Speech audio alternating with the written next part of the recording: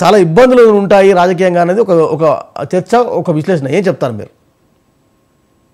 Good morning sir, మీకు ప్యానెల్లో ఉన్నటువంటి మిత్రులకు పెద్దలకు. ఒకటి, పార్టీలో పొత్తులు పెట్టుకున్న తర్వాత పెట్టుకోబోయే ముందు సాధక బాధకాలు, మంచి చెడులు, లాభ నష్టాలు అన్ని బేరీజు వేసుకునే పార్టీలు పొత్తు అనే ఒక కూటమిలోకి ముందుకెళ్తూ ఉంటాయి. అదే ప్రక్రియలో తెలుగుదేశం పార్టీ, బీజేపీ, జనసేన పొత్తు ఈనాటిది కాదు. చాలా పూర్వకాలం నుండి కూడా తెలుగుదేశం పార్టీ పొత్తులు పునాది మీద పుట్టింది. రామారావు గారు పార్టీ పెట్టినప్పుడు కూడా చిన్న చిన్న పార్టీలతో కూడా పొత్తులు పెట్టుకున్న ఆ రోజు 5 సీట్లు కేటాయించడం జరిగింది. భయపడుతున్నారండి బాబు. తెలుగు రాష్ట్రాల్లో ఇటు తెలంగాణ, ఆంధ్రప్రదేశ్ లో బీజేపీతో పొత్తు అంటే భయపడుతున్నాయి పార్టీలని. ఎందుకు అంటున్నా నేను అది చెప్తున్నాను సార్, మీరు kindly listen to me. Yes please.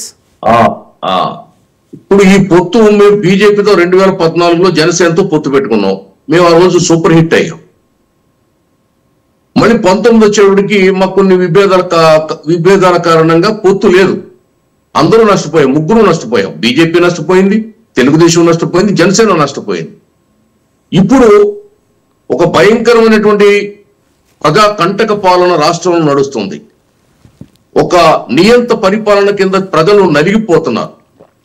ఈ రాష్ట్రాన్ని వైసీపీ విముక్తం చేయాలంటే, ఈ నియంతృత్వ పాలనకు చరమగీతం పాడాలంటే తెలుగుదేశం, జనసేన, బీజేపీలు కలిసి పోటీ చేస్తేనే ఈ ప్రభుత్వాన్ని ఇంటికి పంపే ప్రక్రియ పూర్తవుతుందని మేము నమ్మాం. ప్రజలు కూడా తెలుగుదేశం, జనసేన, బీజేపీ కలవాలని పూర్తిగా కోరుకుంటున్నారు. ఇందులో ఏ విధమైనటువంటి అభిప్రాయ భేదాలు పార్టీలో కానీ ప్రజల్లో కానీ లేవు.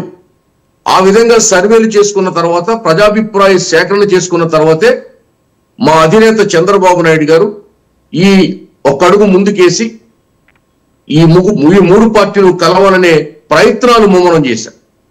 దానికి బీజేపీ కలిసి వచ్చింది, జనసేన కూడా పూర్తిగా మద్దతు ఇచ్చారు. ఆ వేళ రాజమండ్రి సెంట్రల్ జైలు నుంచి బయటకు రాగానే భావోద్వేగంతో పవన్ కళ్యాణ్ గారు పొత్తు గురించి విస్పష్టంగా చెప్పాడు. కాబట్టి ఈ పొత్తుని ప్రజలు ఆమోదిస్తారు, ఆశీర్వదిస్తారు, ఎన్నికల్లో విజయడంక మోగిస్తారు, ఈ దుర్మార్గపు పాలనకు చరమగీతం పాడతారనేది, రేపు సూర్యుడు ఉదయిస్తాడు అనేది ఎంత నిజమో, ఈ పొత్తు, ఈ కూటమి ప్రభుత్వం ఏర్పాటు చేస్తుంది ఈ ఆంధ్ర గడ్డ పైన అనేది అంతే నిజం. రైట్. కృష్ణాంజలి గారు, ఒక కీలకమైన అంశం ఇక్కడ, జగన్ లోపాయికారిగా మొదటి నుంచి కూడా బీజేపీతో అలయన్స్ లో ఉన్నారు, బీజేపీతో ప్రతి బిల్లుకి సపోర్ట్ చేస్తున్నారు. నిజంగా కూడా ఢిల్లీ స్థాయిలో బీజేపీ ఎలా చెప్తే జగన్ అలా వింటున్నారు, అది ఓపెన్ సీక్రెట్. కానీ షర్మిల కాంగ్రెస్ పార్టీలో చేరిన నేపథ్యంలో జగన్కి, బీజేపీకి రేపు ఎలా ఉండబోతుంది? ముఖ్యంగా టీడీపీ, జనసేన, బీజేపీ ఈ పొత్తు పర్యవసానాలు, ఇటుపక్క షర్మిల రాజకీయాలు ఎట్లా విశ్లేషిస్తారు మీరు? ఆంధ్రప్రదేశ్లో అన్ని రాజకీయ పార్టీలు బీజేపీకి మద్దతుగానే ఉన్నాయి, ఎవరు వ్యతిరేకంగా లేరు. వైఎస్ఆర్ కాంగ్రెస్ పార్టీ లోక్సభలోను, రాజ్యసభలోను ఒక చేయెత్తమంటే 2 చేతులు ఎత్తు మద్దతు ఇస్తున్నటువంటి పరిస్థితి. అదేవిధంగా తెలుగుదేశం పార్టీకి సంబంధించినటువంటి 3 ఎంపీలు వాళ్ళు కూడా అడిగిన అడగకపోయినా మద్దతు ఇస్తున్నటువంటి పరిస్థితి. అంటే 25 మంది ఎంపీలు బీజేపీ వైపే ఉన్నారు. మరి ఇప్పుడు షర్మిల వెళ్ళినంత మాత్రాన, షర్మిల కాంగ్రెస్ వైపు వెళ్ళినంత మాత్రాన బీజేపీతో ఏదో విభేదాలు వస్తాయని నేను అనుకోవటం లేదు. ఎందుకోసం అంటే వాళ్ళిద్దరికి పరస్పర అవసరాల రీత్యా వాళ్ళు కలిసి ఉంటున్నారు. వాళ్ళు